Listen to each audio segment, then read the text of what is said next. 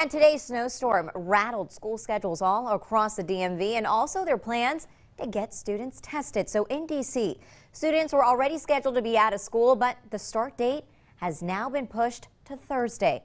All students have to show a negative COVID-19 test before returning to school. And with that, there will be a pickup for rapid antigen testing kits at schools starting tomorrow and Wednesday. But don't use it right away. Students will have to be tested on Wednesday in order to go back to school on Thursday. And anyone who does have the virus will follow normal protocols. They will enter at that point of a negative test into DCPS's quarantine policy, which is 10 days. So COVID-19 test distribution for families will take place from 2 to 5 p.m. on Tuesday and 8:30 in the morning to 4 p.m. on Wednesday.